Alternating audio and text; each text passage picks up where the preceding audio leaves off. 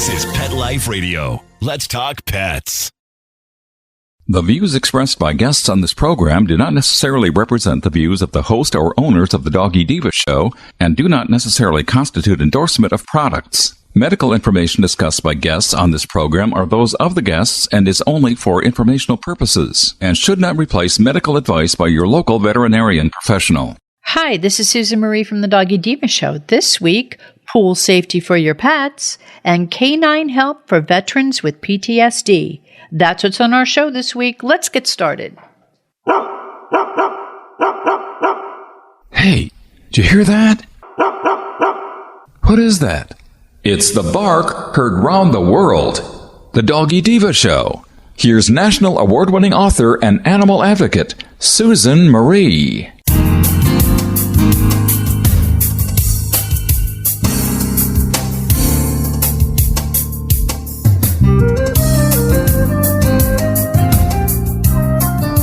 Hi, welcome to the Doggy Diva show, the show for animal lovers.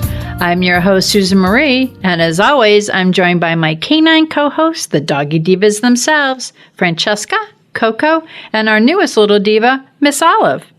Miss Olive is the cute little Italian Greyhound rescue in the picture with the microphone. Thank you for joining us today as we bring the experts in the pet and animal world right to you. Contact us at thedoggydiva.com. That's the DOGGYDIVA.com. We love hearing from you. So go grab a cup of coffee and your pet's favorite treat, and we'll be back in just a moment. Pets are part of the family. Make sure you can always afford the quality health care they need with Easy Pet Check, a nationwide pet insurance alternative. With Easy Pet Check, you'll save up to 75% on all your pet's health care at any licensed veterinarian in the U.S. Easy Pet Check accepts all dogs and cats regardless of pre-existing conditions. Visit EasyPetCheck.com. That's the letters EasyPetCheck.com. Taking care of your pet can be easy with Easy Pet Check. Let's Talk Pets on PetLifeRadio.com.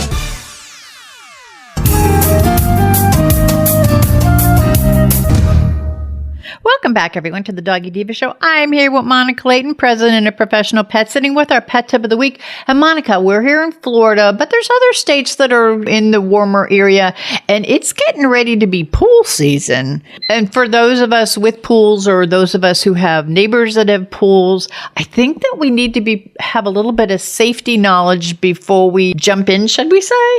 So could you give us some safety tips for our pets around pools? Absolutely. So it's getting warmer out, especially, here in Florida. It's a great time to cool off, especially after being outside for periods of time in the water. And before we dive in, you just want to make sure that, you are aware of your pets and getting them to, be able to swim safely. So many of us want to include our pets, especially if you have breeds that love the water. I mean, some dogs were just bred for the water. You can't keep them out of it sometimes. So making sure that they are safe is a huge part. And unfortunately, we see this from time to time, and, pets, not making it out of the water safely, especially if, the pet owner can be mowing the grass and not notice that the pet's fallen into the pool, or, there's a cover on the pool and somebody, falls in. So there's things to really, be cautious of when it comes to our pets and pool safety. So number one, keeping a watch. Knowing where your, pets are when they are able to have access to the pool.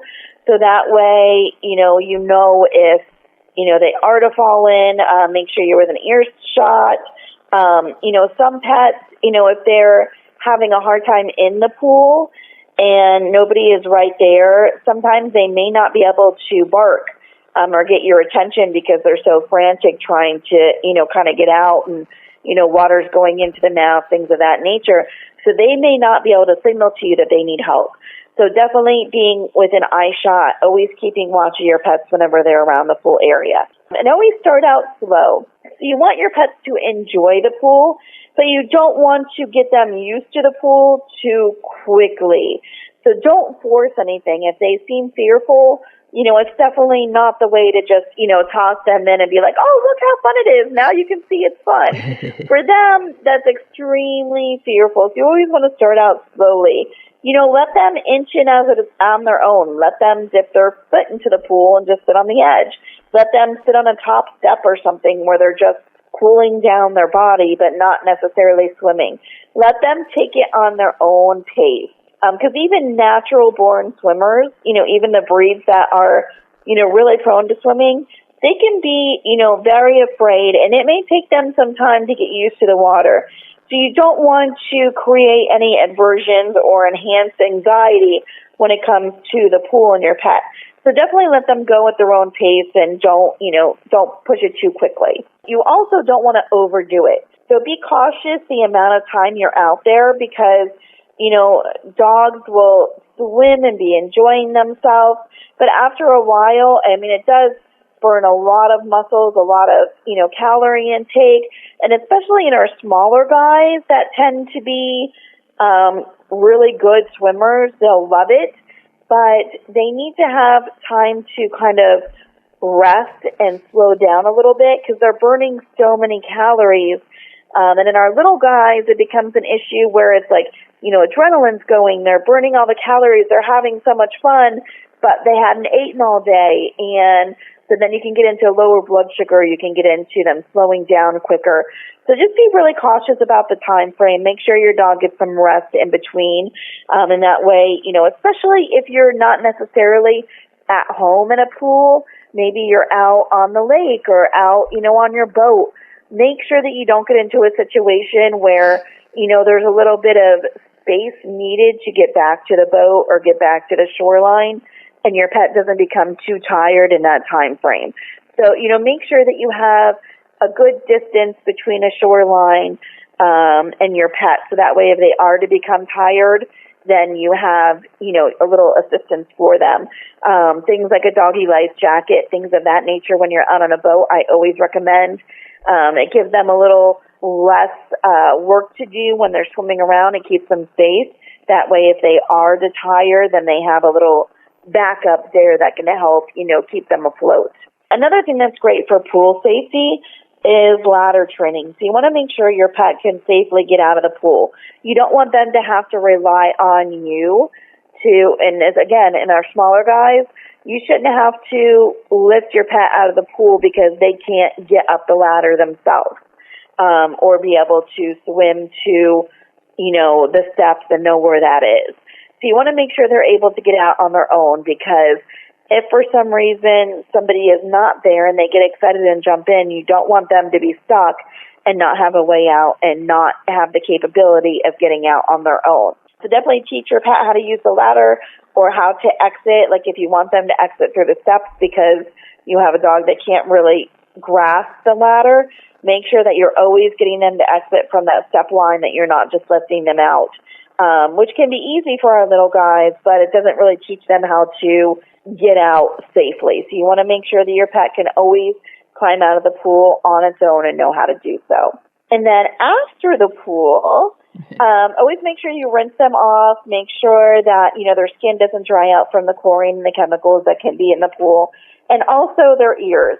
Anytime that you have a pet that, is in the pool, always want to make sure that there's no water left in the ears. So, drying them up really good with a towel and then having a good, just basic ear drying solution. Anything, your veterinarians all carry them or you can get them at pet stores over the counter. You just squirt it into the ears and let them shake it out. But that makes sure that you don't have any residual water inside the ear canal because when you get residual water in there, it can actually start to grow into like infections. So you want to make sure that the ears are fully dried out, and definitely use some kind of rinse after your pet gets out of the pool. If you don't have anything in advance and, you're kind of stuck or you run out of something, then you can use alcohol and white vinegar in a 50-50 mix and just squirt that into your pet's ear, let them shake it out, and that should dry out the ear canal safely so that way you don't have any infectious problems. That's always what I end up using. We talked about that years ago, and it's very effective. I've been using it ever since. That was one of my best tips that I ever got from you, especially when we moved into a home with a pool. Pets can enjoy the pool and do it safely. It's just knowing, what to have on hand and, making it slow and steady and happy for them. And that's so important. Having had one dog fall in I think I told you before, she was running across the lanai and didn't see and went right into the pool, like was chasing like a bird up in the air, flying over us, and she went right into the pool. Wasn't prepared. She was one of our new rescues. So she learned, we always teach them how to do it so they can get out on their own. We have like landing steps. So we teach them how to swim to the landing steps so that they could get out. It's very, very important. Pool safety is so, so important. So Monica, I thank you very much. As always, this was a great tip, and we'll be back in just a minute. Hello, everyone. Susan Maria and Miss Olive here to announce the release of the second book in the Doggy Diva Diaries series, Miss Olive Finds Her Forever Friends, a story about Miss Olive's encounters with bullying at a dog park and how she learns a life lesson. Please check out the original award-winning book, Miss Olive Finds Her Forever Home, which is a story about adoption and rescue. Both books are available at Amazon.com and BarnesandNoble.com, and please visit thedoggydiva.com for more information. Thank you, everyone. Coming up, canine help for veterans with PTSD. Stay tuned. Take a bite out of your competition. Advertise your business with an ad in Pet Life Radio podcasts and radio shows. There's no other pet-related media that is as large and reaches more pet parents and pet lovers than Pet Life Radio. With over 7 million monthly listeners, Pet Life Radio podcasts are available on all major podcast platforms. And our live radio stream goes out to over 250 million subscribers on iHeartRadio, radio.com, TuneIn, Stitcher, and other streaming apps. For more information on how you can advertise on the #1 pet podcast and radio network, visit PetLifeRadio.com/advertise today. Let's talk pets. Let's talk pets On Pet Life Radio. Pet Life Radio. PetLifeRadio.com.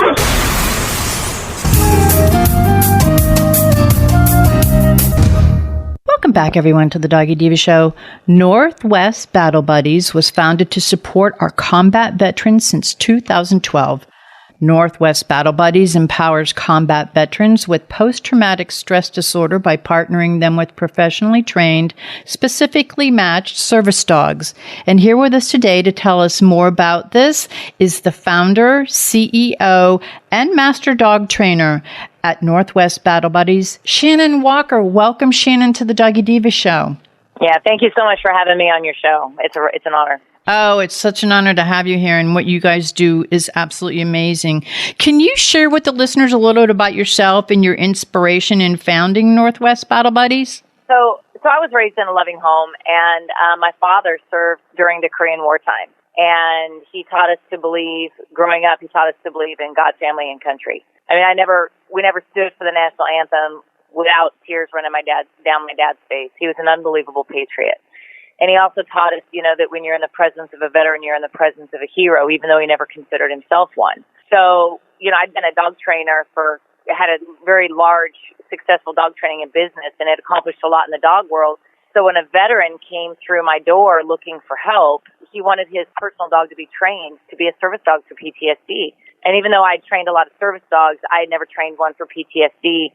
So I did what I normally do. I assessed his dog and talked about his needs and what the dog needed to task for, and he ended up leaving his dog with me that day. And through the process of training a professionally trained service dog, it takes many months. I mean, that's why true service dogs are so expensive. And so through the training process with his dog, and then bringing Kevin in to train with his dog because he had to learn how to navigate life with her, I learned about PTSD, and I learned about what he was really living with, being diagnosed with PTSD. And I'd only knew, there's so much ignorance surrounding that mental, I don't want to call it a mental disorder. It is and we'll talk about that throughout the show. But the fact is that he had experienced trauma that changed him. And now he was trying to live his life like he used to, but he couldn't. And he needed to have a service dog to help him live life with freedom and independence. And through training with him, through the training process, I saw him find courage inside himself to lead her where he was afraid to go alone. I saw him find courage and do for her what he wasn't willing to do for himself. And not only through that process did I learn that, but I also learned about the suicide rate amongst our American heroes of 22 veterans a day. And his last firefight was an 8-hour battle when he was in combat, and he had lost many, soldiers in his unit. And upon returning home, even the people he served with that were in that same firefight that survived the firefight, 6 of them had committed suicide after coming home. And I just couldn't believe it. I couldn't believe that our American heroes, even though he wasn't wearing the uniform anymore, he was still paying a price for my freedom, trying to just live his life. And it was profound to me. And I'd accomplished a lot of things in the dog world, but this to me was so significant because my dad always taught me that freedom wasn't free, but I had no idea what it meant. And after meeting Kevin and hearing his story and watching him try to walk out a healthy life, I started to see glimpses of that. And I wanted to do something to make a difference. And so that's why I started Northwest Battle Buddies. Well, I got to tell you, you sure have made a difference. To be totally transparent, I first learned about Northwest Battle Buddies when I read Hope Has a Cold Nose by Christine Hassing, which was an amazing, actually, she was a guest on our show, such an amazing, not only inspirational, but very educational book. And I learned about your organization and was so taken back by what you do. So could you just tell the listeners about Northwest Battle Buddies? And again, she did a great job in the book, but if you could just share what Northwest Battle Buddies is. Absolutely. Just on its face, what we do is we provide professionally trained service dogs free of charge to our American heroes who are diagnosed with PTSD. And a lot of our dogs, and when I first started, my dad always said that you don't know what you don't know. And so when I decided to start Northwest Battle Buddies and provide these service dogs, in my simple mind thinking, I thought, well, if I could just adopt dogs out of shelters, I can save them, train them, and then gift them and say thank you for my freedom. And that's exactly what I did. I went right out. I partnered with a shelter. I adopted 5 dogs for free, and I started training. And we have continued to do that over the last 9 years. And in 9 years, we have provided 145 service dogs, professionally trained service dogs, to our men and women who have served our country. And our training process is very extensive. We train these dogs for 6 months prior to them even meeting their veterans. And then the veterans come from all across the nation, and they train with us 5 days a week for 5 weeks. And they learn how to navigate life, working with their service dogs, learning, and the service dog is learning them and how to task for their symptoms of PTSD. And then they pass their testing, and then upon graduation, the dogs are gifted. And, our American heroes are very, they're the men and women that come through our program are incredible men and women of courage and integrity. And so they are faithful to our organization, to our protocol to ensure not only the safety of the dogs long term, but the fact that dog is serving their veteran with the highest performance of obedience and tasking and everything else that is required. And so there's an ongoing education for our veterans that's always available. And our veterans come back and recertify. They don't have to go through the 5 weeks, but they come back and recertify, passing their tests yearly with us. They're faithful. And I'm really proud to say that our service dogs have absolutely changed our veterans' lives that have received them for the better. And some of it's so significant that our veterans have gone on to serve and start their own nonprofit. Wow. And be a thriving member of the community and give back as they're healing through their post-traumatic stress. It's quite amazing.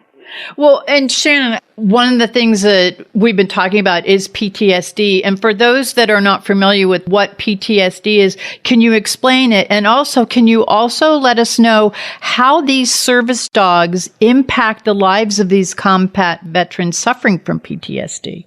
Yeah, so PTSD is a mental health disorder, but it's brought on by trauma, either a single event, as a car accident or a rape, but it also can people can experience trauma and PTSD over a long period of time, such as domestic abuse. But it's all caused by trauma. And what happens is that it actually changes the way their body is wired. I actually have just been really learning even more about this because, I always tell people I'm just a dog trainer. I mean, I'm a very, very, very good dog trainer. And I've accomplished a lot of things. But when I started working with veterans with PTSD, I needed to also get educated about what they were going through. And so many people across the United States experience trauma. We just happen to be working with our veterans, but it actually changes the way they're wired. And so what happens is that often whatever caused their trauma, when they go back out in life and they're trying to just live their life, there can be triggers that will put them back in that moment of that trauma. As an example, like a rape or domestic abuse or a car accident or even natural disasters. And so, I tell our veterans all the time, and like I said, we all have our stuff. So even a lot of our volunteers and people who work in Northwest Battle Buddies have PTSD or have experienced their own trauma. It just wasn't serving our country. But I tell our veterans, we're not responsible for what was done to us, but we are responsible for our healing. It's not our fault what happened to you, but we are responsible for our healing. And our veterans have chose a service dog to be a part of their healing process. How do the service dogs impact the lives of the combat veterans who are suffering from PTSD? I always tell people, and when we do interviews, because anything you put in writing, you have to be so careful because, people will often say, these service dogs save lives. I'm like, we can't say that because we can't make that profound statement because it's not over. But I will tell you that our service dogs absolutely change the lives of our American heroes that have them. Every single one of our service dogs, 144, are waking our veterans up from night terrors. When you look at symptoms of PTSD, you're looking at depression, self-medication, isolation. They don't sleep, loud noises, they're afraid. I mean, they could be crowds, all of these different things that we take for granted. We go to a grocery store without even thinking about it. And yet our veterans, sometimes we'll take their service dog, their very first day with their service dog out in public in a grocery store in the daytime. And they are sweating and they are dealing with so much anxiety just walking in that I do without even thinking. But yet they're able to do it because we're teaching them how to use their service dog at their side and touch their service dog and pet their service dog. And when that happens, physically, oxytocin starts releasing in their body, which physically makes them feel better. It's not just that they have a dog with them and they get to pet it and it's a comfort animal. That's not it at all. The metabolic change of their body is actually very significant to the way they actually feel because of the chemistry. Our dogs also, after being with our veterans for a period of time, and sometimes it's instant, even through the training process, but when our veterans are experiencing a panic attack or an anxiety attack, their bodies are pumping adrenaline. Well, the dogs learn to alert on the adrenaline, much like a dog that is trained to detect epileptic seizures, or even a diabetic, when they're going through high and low blood sugar, dogs can be trained to detect, and it's through the odor of their breath, high and low blood sugar. Well, much like that, our service dogs are alerting on the adrenaline that is being released through panic attacks and anxiety attacks when they're through training and after going home. And then even, especially the night terrors. One of the biggest things when I'm sitting in front of a veteran and I'm interviewing him for the first time and I ask him the simple question, do you sleep? And they're like, no. Night times are the worst. Wow. I had one veteran who was extreme case. He threw up 4 times. The day he came to be interviewed with me on the very first training and to meet us, and he hadn't met his dog yet, he threw up twice in his car and twice in our parking lot because he never went anywhere. And he did not sleep. He would sit in his backyard and smoke and wait for the night to pass. And he would try to catch naps through the day on the couch. This same veteran went to California after having his service dog and went to an award show, like a Golden Globe thing or whatever it was. And I have pictures of him on the red carpet with his service dog, and he is traveling. This dog has completely changed his life. Not only that, but his dog has interrupted suicidal moments that he's had after having the dog. And it's like, how do you put a price on that? Our dogs cost us about $25,000 by the time we gift them. But he's living his life. He's living his life. I mean, these are the cases that we're dealing with, and this is the impact our service dogs are having. And it's just unbelievable honor to be a part of it. And what you're doing is so amazing. And like I said, I read about it in the book. It shows the way these veterans, their lives are totally changed, taken from, like what you said, how he was, vomiting in the parking lot, to actually being confident. And service dog helps them so much. And what you've done in the training of them, it's so amazing. I want to get this out there because I'm sure the listeners are wondering where they could go to help, where they could go to learn more about you. And there may be veterans out there wondering how they could get involved in the program or learn more about your program. Where can the listeners go to learn more about your organization, Northwest Battle Buddies? Well, they can go to our website, northwestbattlebuddies.org. It's all spelled out. And we also have a Facebook page. Our dogs are completely, we are completely funded through the generosity of our donors. We couldn't do it without the men and women who want to partner with us, because you don't have to know how to train a dog, and you don't have to work in a shelter to help us. You just have to love your freedom and the men and women who provided it, and love the animals that we end up saving. Mm-hmm. I mean, when I adopt a dog out of a shelter, I'm walking through the shelter looking at these dogs going, man, it's Christmas Day for somebody, because a service life is the best life. And so, we desperately, especially through COVID, we've had to cancel two of our biggest fundraisers because of COVID the last year. And, but we have not slowed down. I mean, we provided 32 service dogs last year, and that may not seem like much to people who are not in the industry, but the majority of service dog organizations for veterans, it is not uncommon that they might provide 3 to 5 dogs a year. We provided 32 even through COVID. Wow. And so, because, our veterans, their needs didn't change, and the suicide rate amongst our veterans is 22 veterans a day commit suicide. That means 22 families are planning funerals today because our veterans have taken their own life. And in our organization, out of 144 service dogs gifted, we have not lost one American hero to suicide. Wow. These service dogs work. They work. And we need finances. We need help. We need people to partner with us and reach out to their community and do fundraisers for us and help us, because we can't do it alone. I'm just one person who loves their freedom and who was raised by a patriot. You've changed lives, so you're more than one person. What all of you do there is absolutely life-changing. And before we go, is there anything else you'd like to share with our listeners? Well, one thing you asked me is how do veterans find out about us? I would just encourage anybody that has an American hero that served our country. They deserve everything that we can give them and all of our support and understanding, because without our freedom, our life in America would be done. And we are at the brink of that, in my opinion, and I won't go into that. But my point is without our American heroes, where would we be? Without our freedom, where would we be? And they deserve this. And how they're... Just reach out. I tell our veterans all the time, just never quit, never give up. Don't stop. There are people who love you and appreciate you. And I just want our listeners to know that, I have an incredible team that helps me here at Northwest Battle Buddies. I can't do it by myself. It's a whole, we are a family. I'll tell our veterans, you're not alone anymore. You have a family now, and it is the Northwest Battle Buddies family. And we stand behind that. And I just want our listeners to know that no matter that there are ways that they can help us. And to our veterans, thank you. Thank you for my freedom. I was born into it. We have one of our team members was born in communism, and his father went on a 27-day hunger strike to get him out of communism to freedom. I was born here. I didn't have to pay any price, but our veterans did. And so thank you for your service. And I don't say it flippantly. Thank you for my freedom from the bottom of my heart, and everybody from Northwest Battle Buddies. Shannon, number one, I want to thank you for being our guest today, but I want to thank you also for all that you're doing for the combat veterans and to them, because we're free. They fought for our freedom. They've given their lives. They've lost limbs. They've had emotional trauma. I thank you so much to them. I thank you.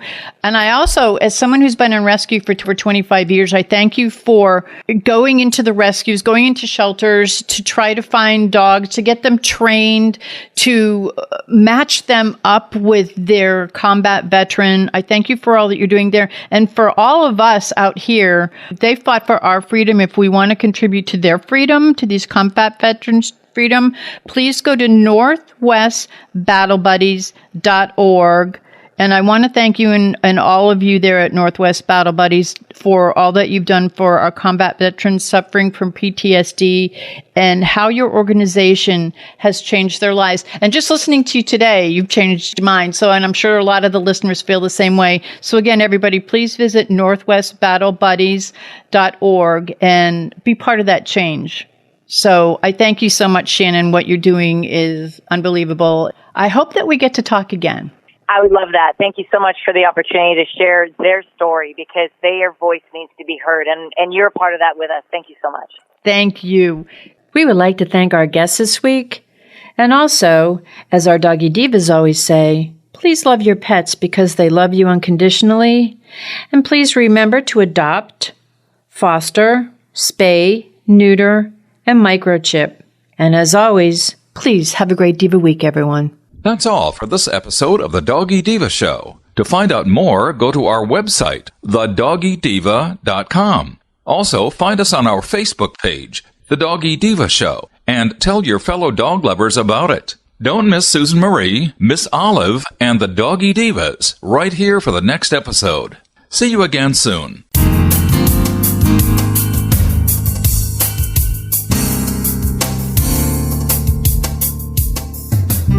Let's Talk Pets, every week on demand, only on PetLifeRadio.com.